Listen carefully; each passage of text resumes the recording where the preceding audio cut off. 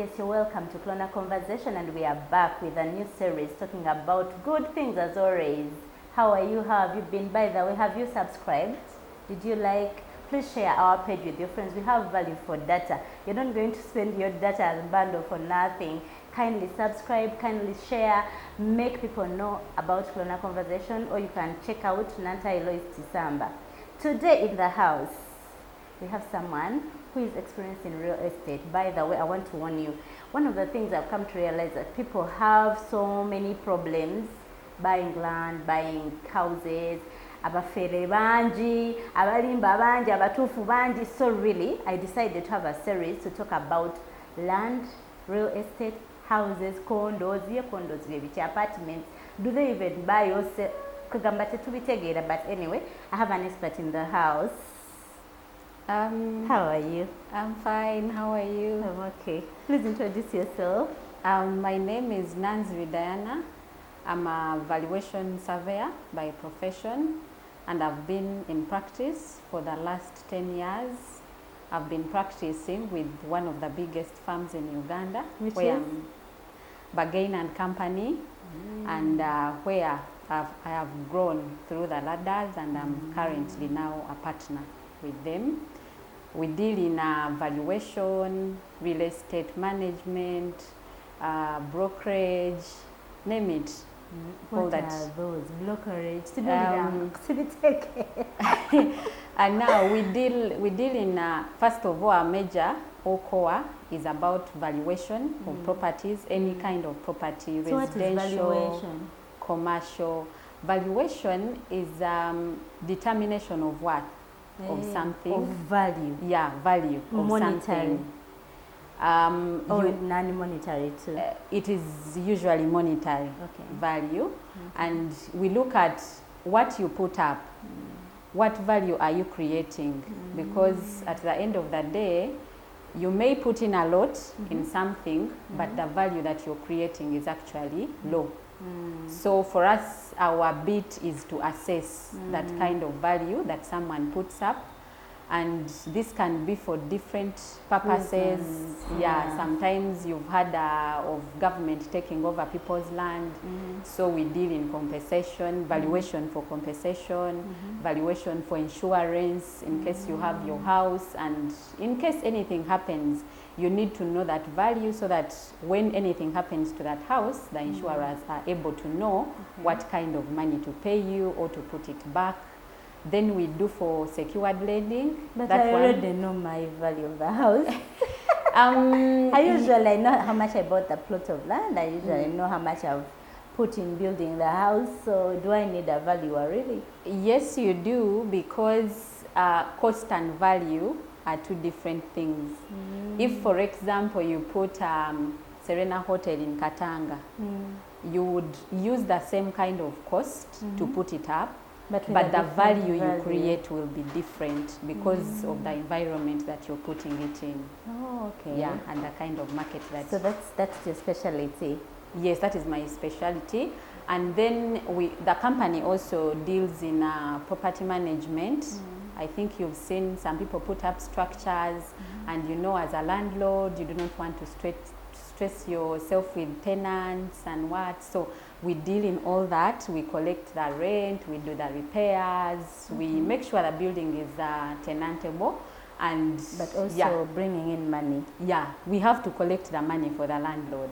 So that's the work you do. Yes, and also we deal in purchase and sale. If, for example, you have your property and you want to put it on market, we do the assessments, then we help you sell it, or we help the buyer find that property. Yeah, so the company also deals in that. Okay. So now we want to reach the topic for today. What do I need to know before I buy a house? A house in Uganda? Because these days, previously people used to prefer building because it seemed cheaper and better, and you could monitor, and it was cheap because the materials are locally made. Currently, we have so many people who are abroad: Oman, Dubai, UK, US, Canada, South Africa, and they would want to buy a house. Even here in Uganda, most people, yafunye deal, you have like 300 million, They don't want to go through the hassle of buying land, what build, they want to buy a house. But they stagger. There is a lot of fraud in that area and so many other things. Today, I want people to know, whoever is watching, what do they need to know before they buy a house in Uganda? Okay, what I would say as a professional is that before you enter into the buying of house, you need to engage the professionals. Who are these professionals? We have the valuation surveyors and we have the land surveyors who usually or always work together hand in hand. So when we look at them, you will bring them in at the stage of inspection. So you must bring them in? Yes. From the time when anyone identifies a property for you, it is good to deal with the professional first. Okay. Why? Because there are certain things that you may not look at, but what a professional will look at. Number one, accessibility. You know, someone can take you to a very nice house, but you have to leave your car 100 meters or 200 meters away from the house. Why? Because the car has nowhere to pass to reach the house. Yes. People have sold such houses of like, you leave the car somewhere, 100 meters may seem so short. You know, someone tells you, no, we can park here, you will not be able to turn and all that. So you get in. But already from the word go, you're getting it wrong. Because a house without access is almost nothing. And you will find that if you want to use that title for anything, like I have told you, sometimes you may need quick money or something and you need to go to the bank. One of the things that the bank will look at is accessibility to your property. So already, if that property has no access, from the word go when you go for the inspection, it is a no-go area. And also when we look at the physical planning. But you may go there by the time you buy the house or the property, you don't have a car. So you're walking. Yes. You don't even realize the place, you can't access the place without a car. Yes. Then you buy a car. Then you realize you have nowhere to park.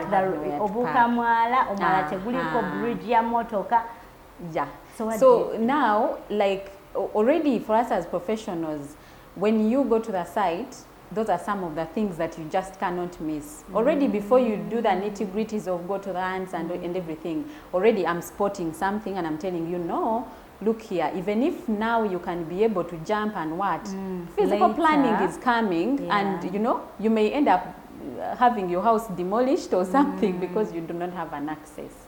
Yeah, then when we get to that now. When you have finished working with the professionals.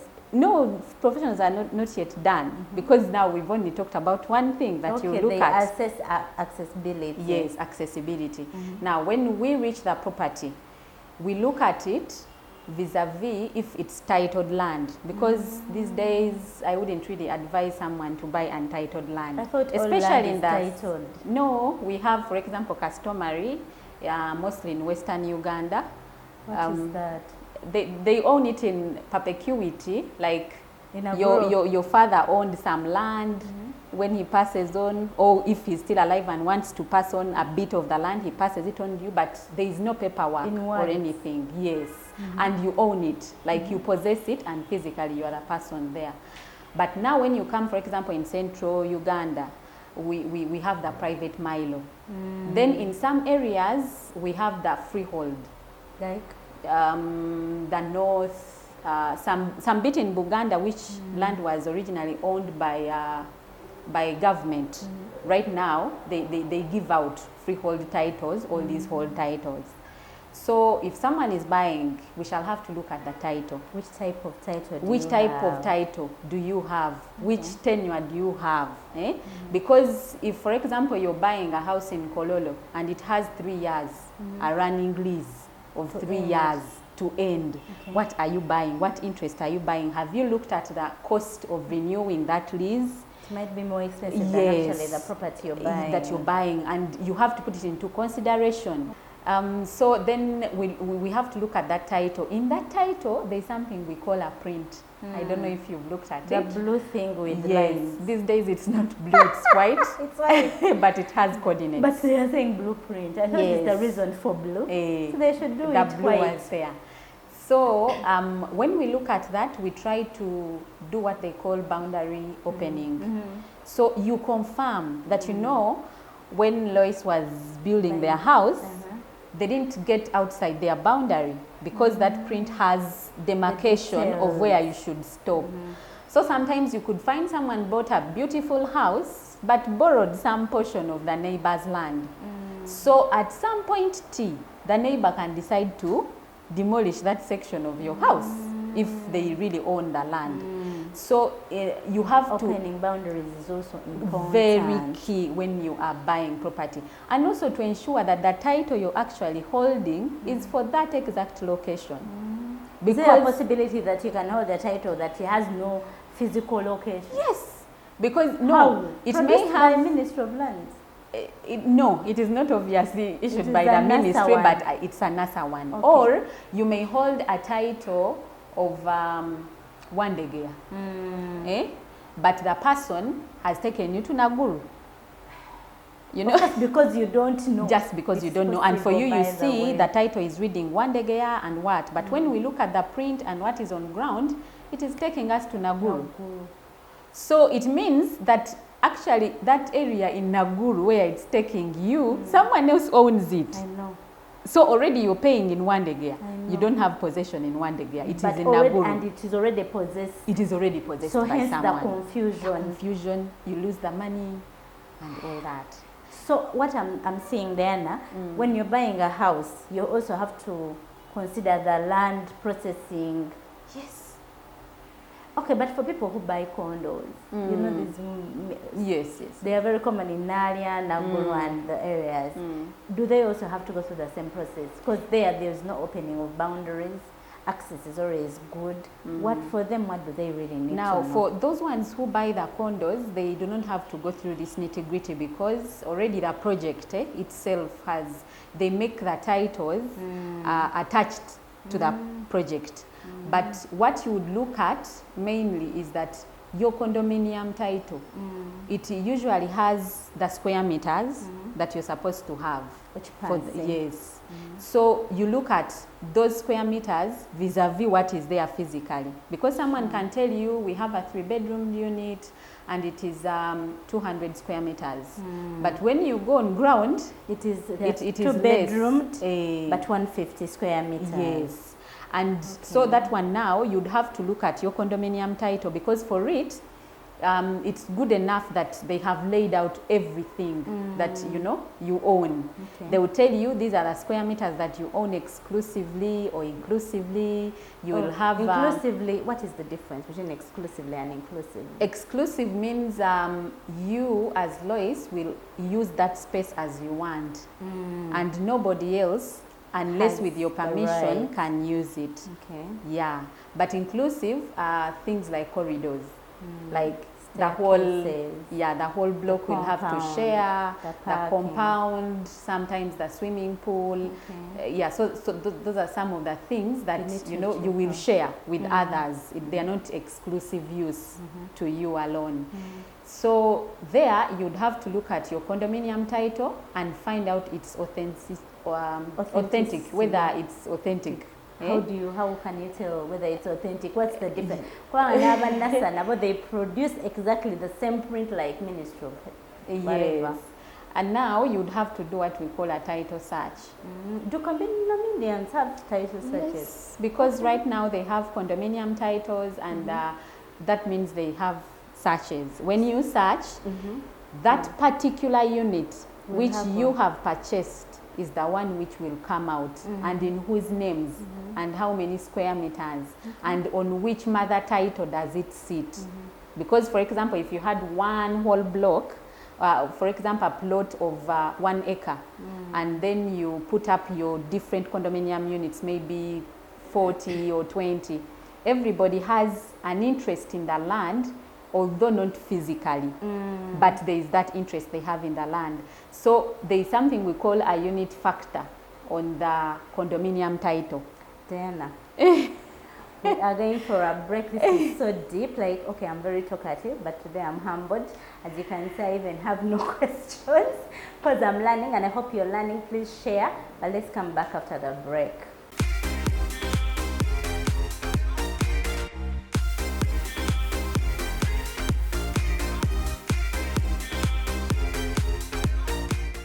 We are back on this conversation. We're talking about real estate and mainly what do you need to know before you buy a house, a condo, especially in Uganda because Trina Bandi. So we have Diana in the house. She's been explaining so many things. Please watch, buy data and watch. But Diana, we're continuing. To Gambia, we need professionals to help us see accessibility, opening boundaries, the authenticity of the land titles. Even when we are buying a house, what else do we need to know? Now, number two, okay, so many points before. Yeah. But what we would also want to look at is the physical possession of the person that is really selling to you. And how do you know this? Sometimes, omuntu akutwala, like broker, nagamba, yeah, this is the house. You know, they don't even give you breathing space to make sure, you know, to make your decision. Yeah, to make the decision, to make sure you interact with the neighbors. Yes. Yeah, so if already someone doesn't want you to interact with the people around the property that you're buying, start sensing something. You know, for us in our profession, there's something we use that we treat everyone as a suspect of when fraud. You're buying a house or a condo, treat everyone as a suspect. Of like anybody can do anything. It can be an old man, a pregnant woman, or what, like, you know, people come in all forms. Yes. An orphan. So someone comes and you know you have this pity and what, but they are taking millions of money from you. So it is good that when you go to the property, leave the person who has taken you to do whatever, show you around and everything, but not the area. Come back at your own time with nobody pressurizing you. Move around the property. Talk to the neighbors. Talk to the neighbors. Talk to the LCs. Sometimes you may not see them, but at least the immediate neighbors will always know what is going on about a property. Yes. Last week, one. Yeah, which the brokers like won't tell you. You will never get it from them. Okay. So now for people who are in the diaspora, because that works mainly for people who are physically here. Nekatoli alibweru, Oman, Dubai, Abu Dhabi, Bangladesh, Qatar, US, ayagala gula. Taliwo. What do they do? Now, in that case, that is where now you will still hire a valuer. Why? This valuer is going to help you, first of all, determine if you're really buying at that amount which you should be buying. You know, not someone coming, they are selling to you a 50 by 100 at 100 million, and in the neighborhood they are going for 30 or 40. I know. Yes. So, do you know that is very common? These days you see people advertise land, they say, Twasaze bichi estate, Gayaza Road, whatever, but they are giving a value to Gambe 8 million. But really the place is 3 million. Social media, Facebook, what you just go with the flow. After all, 8 million is even affordable. Yes. No, I'll pay. But the actual value is 3 million. So in that case, you're advising that you get the valuers. What is the beauty about getting these professionals? We have a body that governs us, a registered surveyor of Uganda. And so even valuers are like yes, we are valuation surveyors. Oh, yeah. Yes, the other ones are land surveyors, valuation surveyors. We also have the quantity surveyors. But those ones usually come in if you have a project for building, things like that. So I was still telling you why you should hire. For example, if you're out there, yes. When you hire a valuer to do for you the assessment of the property that you're going to buy, first of all, you've taken the risk of yourself. For example, for the people in the diaspora. Why? When you hire me as a professional, I cannot attach value to something which I do not know about its boundaries, its everything. So it is like you're telling me, you as a professional, take the assessment. I will do the payment. If anything happens in future, you come back to this valuer. Definitely. You come back and tell Diana, you value the property for me. My problem is also the professionals, the surveyor, they charge a lot of money. First of all, they charge a lot of money. So, okay, the center, we don't have that money. Already waited in Kenya to buy this property or the house or the apartment. Then this surveyor is asking you for about 10 million, 5 million. It is too expensive. Now, when I come back to that, we have a scale of fees. That is why you will only get it from the wrong surveyors. If someone is professional, for example, for valuation, I cannot charge 2 million for a plot of 40. Or for a house of 40 million. Or for a house of 40 million. No, so because we charge. How do we know the scale? We charge 0.25% of the market value. So the professionals are supposed to charge 0.25%. What is that?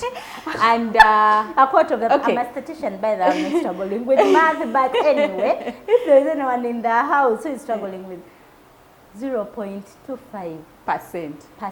Yes, that is the money. Okay. To make it simple, maybe you can say 0.0025 times the money that you're paying. So that is the value. You should be a professional to evaluate that, to evaluate or to help you do everything. Yes, those things. So when for example you have a property less than 100 million, we have a minimum fee of 350,000.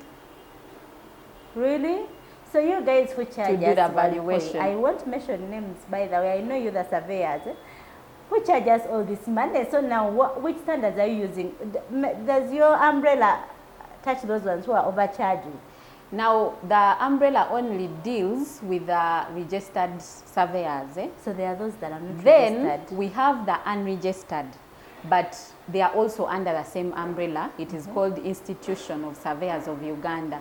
Those are the ones who are being mentored to be registered. So if that one now also makes a mistake, you're supposed to report to the Institution of Surveyors of Uganda. Even if you just go to Google and put it, Institution of Surveyors of Uganda. So now even we those have that are a not list. Registered. Yes. Okay. As long as you are a person you. who holds a degree, either in valuation, land surveying, or quantity surveying, geology and mining, that is where you fall. So they are mentored until when they get registered and they start being regulated by the surveyors. So how do you know that this person is a registered surveyor? Now, how do you separate the professional, non-professional, the trained, the registered? How do you know? Because usually we do a gazette, the Surveyors Registration Board. Even this year, it's because the minister has not appointed a board yet, but by March every year they publish a list of surveyors, registered surveyors. Then in case you're dealing with one who is telling you I'm a graduate but I'm still working under a registered person, their names should be at the Institution of Surveyors of Uganda. So and you when go you to put the, it in, for example in Google, it will show that this person is a professional surveyor, may not be registered. Yeah, but they are being mentored. At least they have them in their records. Oh, okay. So anyone who acts as a surveyor, besides those two institutions, it is a criminal case. I hope you're learning. Okay, Diana, this took a different route.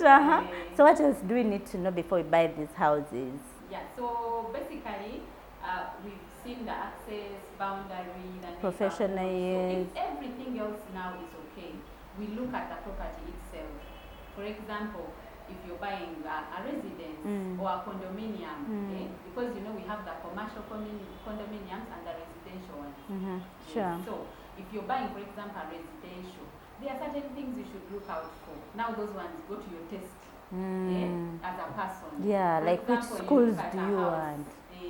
Which kind of life do you want? Yeah. Kololo kind. Do you want the estate kind of thing? Do you want this scattered do you want the farmland style? Do you want farmland? Then when you go to the residence, there is that class which you should look at. For example, if someone has a house of 5 bedrooms, I would expect you to have a compound, a green parking area of about 5-6 cars. Sure. So now, as a valuer, when I come in and some of those specifics are not there, I cut down your figure. But Diana, have you been to Change of late? Yes. Those houses are there. 5-bedroom maisons, no compound. It is so like 3 cars or 2 cars, no green.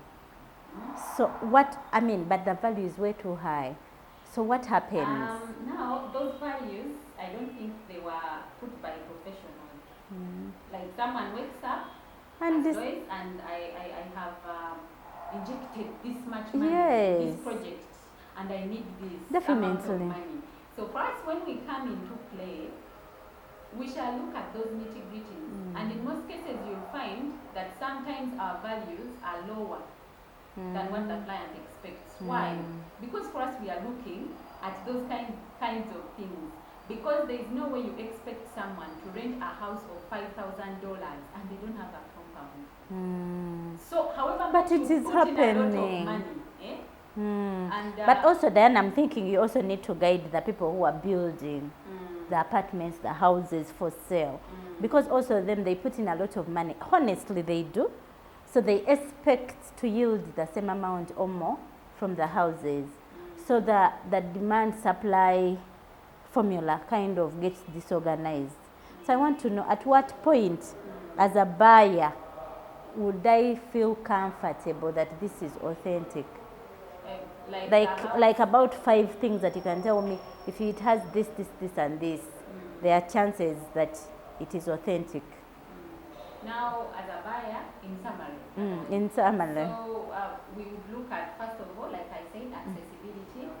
Then you look at the boundaries. Are they okay? Then you look at the title by making a title search. Then you look at the neighborhood, talk about that property with the neighbors to see if there is anything. Like due diligence.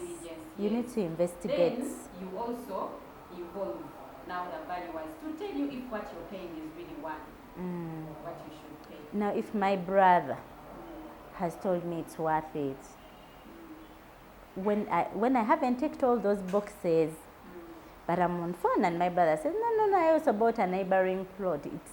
It's authentic. What do I have to use, but not spending a lot of money to know that, okay, like free available information.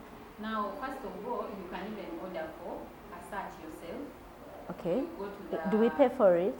Yes, you pay for it. Do we also do searches for houses and condos and apartments? Yes.